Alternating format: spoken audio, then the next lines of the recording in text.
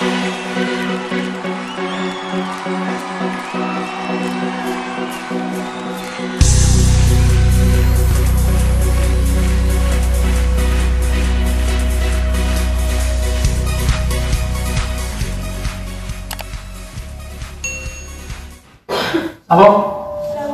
halo, puji Tuhan, dapat dikasih Tuhan.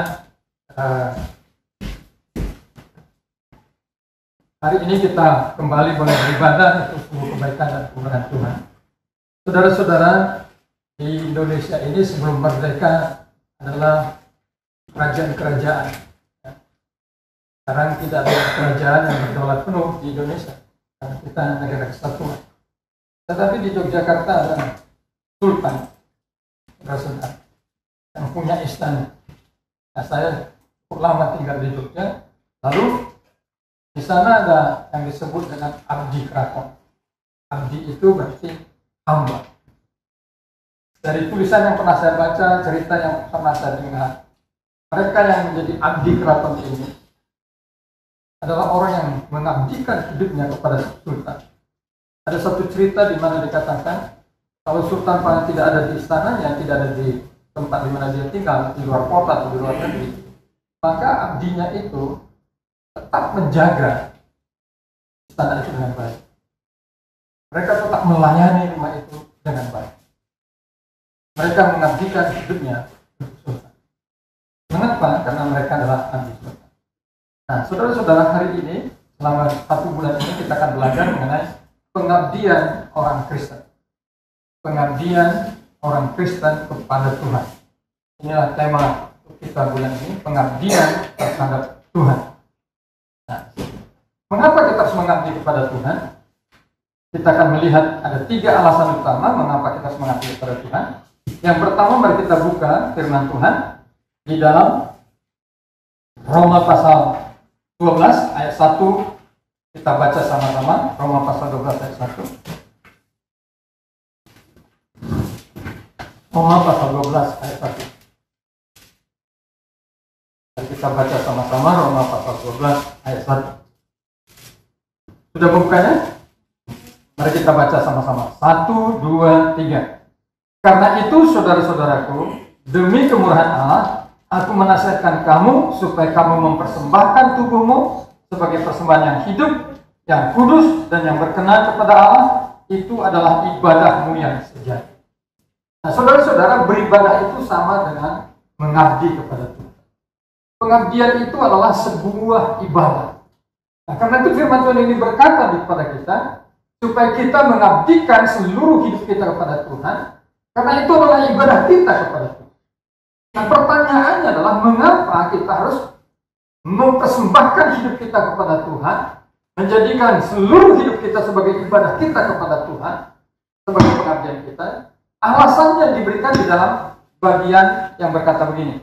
Karena itu, saudara-saudara, demi kemurahan Allah, aku menasihatkan kamu. Jadi firman Tuhan ini mau berkata begini. Karena engkau sudah menerima kemurahan Tuhan. Ya, demi kemurahan Tuhan.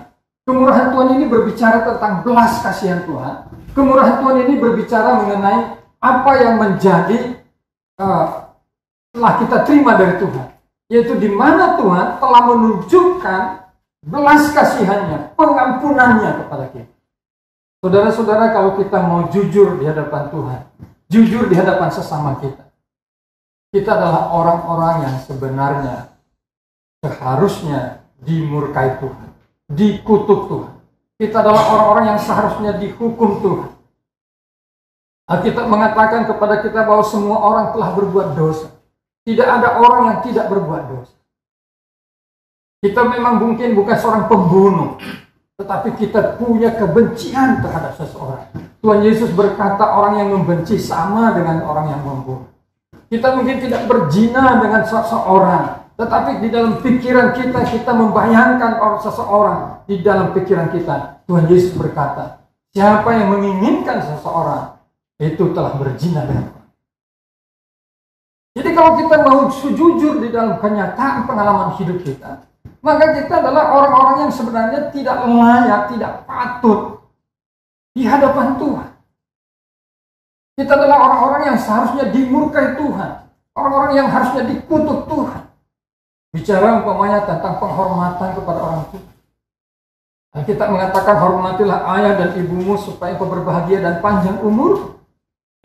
Tetapi tidak ada seorang anak pun yang diajari untuk melawan orang tuanya. Tapi mereka melawan orang tua.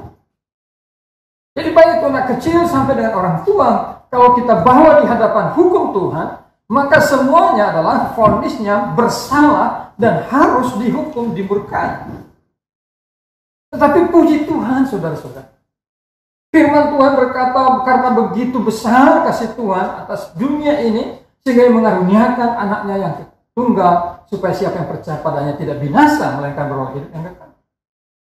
Bahkan di dalam Roma 5:8 firman Tuhan berkata, Allah sudah menunjukkan kasih-Nya kepada kita. Itu dengan Kristus mati di atas kayu salib ketika kita masih berdosa. Saudara-saudara, bayangkan bagaimana kita orang yang sedang berdosa itu, hidup dalam dosa itu, dikasihi Tuhan dengan cara memberikan anaknya yang tunggal, Yesus Kristus, mati untuk menebus dosa kita. Kita adalah orang-orang yang telah mendapat kemurahan Tuhan. Jadi kalau kita membaca ayat ini, sebenarnya kita bisa membacanya seperti ini, saudara. Karena itu, saudara-saudaraku, karena engkau sudah mendapat belas kasihan Tuhan, aku menasihatkan kamu. Jadi karena engkau sudah mendapat kemurahan Tuhan, mendapat belas kasihan Tuhan, engkau yang tidak layak sudah dilayakkan, engkau yang berdosa sudah diampuni, engkau yang seharusnya dihukum mati telah diberi hidup, aku menasihatkan kepada kamu. Mengabdilah kepada Tuhan. Inilah dasar yang paling utama mengapa kita harus mengabdi kepada Tuhan. Ada pepatah orang tua kita yang berkata, janganlah membalas air susu dengan air tuba. Saudara-saudara, adalah sesuatu yang sangat jahat kalau kita membalas air susu, orang memberi kita susu, lalu kita balas dengan air tuba. Jadi firman Tuhan ini mau berkata seperti itu. Kalau Tuhan sudah berbelas kasihan padamu, Tuhan sudah mengasihi engkau, Tuhan sudah memulihkan hidupmu, Tuhan sudah mengampuni engkau, bukankah seharusnya engkau membalas kebaikan Tuhan dengan mengabdikan hidupmu kepada-Nya? Inilah alasannya pertama. Tapi alasannya kedua, mari kita baca sama-sama di dalam Efesus pasal 4. Efesus pasal 4. Mari kita baca sama-sama Efesus pasal 4 ayat 1. Efesus pasal 4 ayat 1. Mari kita baca sama-sama Efesus pasal 4 ayat 1. 1, 2, 3. Sebab itu aku menasihatkan kamu, aku orang yang dipenjarakan karena Tuhan, supaya hidupmu sebagai orang yang telah dipanggil berpadanan dengan panggilan. Jadi dalam ayat 1 ini firman Tuhan berkata bahwa Rasul Paulus menasihati jemaat Efesus supaya mereka hidup berpadanan dengan panggilan Tuhan. Katakan seperti supaya hidupmu sebagai orang-orang yang telah dipanggil. Supaya hidupmu sebagai orang-orang yang telah dipanggil berpadanan dengan panggilan itu. Bapak Ibu yang dikasih Tuhan, kita bukan hanya diselamatkan karena kita menerima Yesus sebagai juru selamat dan Tuhan kita. Tetapi ketika kita menerima Yesus sebagai juru selamat dan Tuhan kita, maka di sana kita diberikan panggilan yang baru, yaitu sebagai anak-anak Allah. Yohanes pasal 1 ayat 12 berkata, barang siapa yang percaya kepadanya diberi kuasa untuk menjadi anak-anak Allah. Jadi saudara-saudara, kita diselamatkan oleh belas kasihan Tuhan, diselamatkan oleh kemurahan Tuhan, tetapi juga dipanggil menjadi anak-anak Tuhan, dipanggil menjadi anak-anak Allah. Saya dulu punya teman, seorang pendeta, dia selalu dia orang Ambon. Tapi dia selalu menggunakan kutipan bahasa Batak yang berkata bunyinya seperti ini. Patuduh hormat handegananmu songon anak ni Batak. Di Batak. Patuduh hormat handegananmu songon anak ni Batak. Nah, bahasa Indonesianya, tunjukkanlah hidupmu yang benar sesuai dengan keadaanmu sebagai anak-anak Tuhan. Saudara-saudara, apa yang sering dikutip oleh teman itu adalah apa yang dikatakan firman Tuhan. Kalau kita adalah orang yang dipanggil Tuhan, kita adalah orang yang disebut sebagai anak-anak Tuhan, maka kita juga harus berbakti kepada Tuhan. Saudara-saudara, kenapa orang tua itu begitu berkorban untuk anak-anak? Orang tua selalu berpikir tentang apa? Tentang masa depan anaknya. Itulah yang ada dalam pikiran sebagai seorang ayah. Itu yang ada dalam pikiran bagi seorang ibu. Bagaimana supaya masa depan anak saya ini menjadi lebih baik, menjadi baik, menjadi baik. Apa yang diharapkan daripada orang tua seperti itu? Hanya satu. Supaya anak itu berbakti. Dia berbakti kepada Tuhan, tapi juga berbakti kepada orang tua. Berbakti kepada orang tua itu tidak selalu bicara tentang masalah keuangan, kalau memang anak itu tidak punya uang. Tapi sikapnya yang selalu menghormati orang tua. Tapi kalau dia punya uang, maka sebagai anak dia juga harus mendukung orang tuanya. Kalau ada anak yang sudah dibesarkan orang tuanya, sukses, kemudian dia tidak berbakti kepada orang tua, itu namanya apa? Durhaka. Makanya ada cerita tentang siapa? Malin Kundang, saudara-saudara. Firman Tuhan ini mau berkata seperti itu. Kalau kita adalah orang yang sudah mendapat belas kasihan, tetapi mari juga masuklah kepada tingkat pemahaman, engkau bukan saja orang yang sudah dikasihani Tuhan, supaya engkau berbakti kepada Tuhan, tetapi engkau adalah anak-anak Tuhan itu sendiri, dan sebagai statusmu seorang anak, engkau harus hidup berpadanan. Nah, berpadanan artinya apa? Selaras, sesuai, cocok. Saudara, saya mau kasih contoh. Kalau umpamanya saya, kalau mau bicara dengan seseorang selama siapa, kira-kira itu contoh orang Batak itu seperti itu. Kalau ketemu orang Batak, digaplok itu kan. Apa ini Pak Mora ini? Kenapa? Karena orang Batak tidak seperti itu. Tapi kalau orang Jawa, monggo, monggo, kita tidak merasa salah. Karena apa? Itu budayanya orang Jawa. Saudara-saudara. Jadi setiap suku punya gaya di dalam menunjukkan apa? Kepribadian suku itu. Nah, sebagai orang Kristen, sebagai orang percaya, sebagai anak-anak Tuhan, bagaimana kita menunjukkan kepribadian kita? Itu dengan cara menunjukkan kita berbakti kepada Tuhan. Kita berbakti kepada Tuhan karena kita telah diselamatkan, kita menerima kemurahan Tuhan, kebaikan Tuhan, tapi juga karena kita anak-anak Tuhan. Yang ketiga, saudara, mari kita baca Kolose pasal 3 ayat 1. Kolose pasal 3 ayat 1. Kita baca Kolose pasal 3 ayat 1.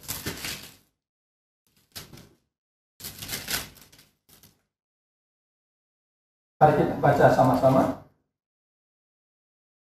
ayat 1 sampai 3 ya. Mari kita baca sama-sama Kolose 3 ayat 1 sampai dengan 3. 1, 2, 3.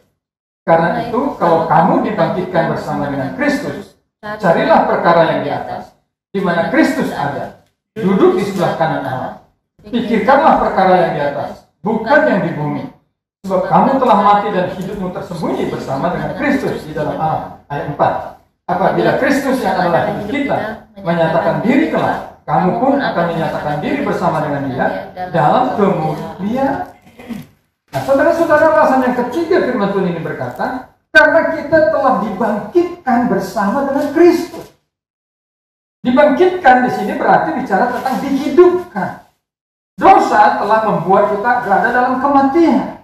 Tetapi oleh iman kita percaya kepada Yesus, kita telah dihidupkan, dibangkitkan dari kematian itu. Kita hidup bersama dengan Kristus. Lalu dalam ayat 1 dikatakan, di mana Kristus ada duduk di sebelah kanan Allah. Itu berbicara tentang siapa Yesus hari ini. Dia adalah Raja di atas segala raja. Dia adalah penguasa sorga dan di bumi. Dia adalah Tuhan di atas segala Tuhan. Saudara-saudara yang dikasih Tuhan, kalau ada orang-orang yang mengabdikan hidupnya kepada manusia, karena dia menganggap manusia itu sebagai raja, manusia itu sebagai sultan, manusia itu orang yang sudah berbuat baik dalam hidup. Bukankah lebih lagi kita sebagai orang percaya harus mengabdikan hidup kita kepada Kristus, karena Dia adalah Tuhan dan Raja kita. Saudara-saudara, dikatakan di dalam ayat 2, pikirkanlah perkara yang di atas, bukan yang di bumi. Artinya pikirkanlah apa yang menyenangkan hati Tuhan. Pikirkanlah apa yang membuat Tuhan dimuliakan. Pikirkanlah apa yang membuat Tuhan menjadi diagungkan, dimuliakan, dan hidup. Mengabdikan hidup kepada Tuhan adalah sesuatu yang harus kita lakukan. Karena kita adalah orang-orang yang sudah mendapat belas kasihan Tuhan. Kita adalah orang-orang yang dipanggil menjadi anak-anak Tuhan. Hidup kita harus berpadanan dengan Tuhan. Dan kita adalah orang-orang yang telah dihidupkan bersama dengan Kristus. Dan kita ada bersama dengan Dia. Nanti waktunya akan tiba, Yesus datang kedua kali. Dan di sana Dia menyatakan kemuliaannya bersama-sama dengan kita, umatnya yang salah. Tuhan memberkati. Mari kita berdoa.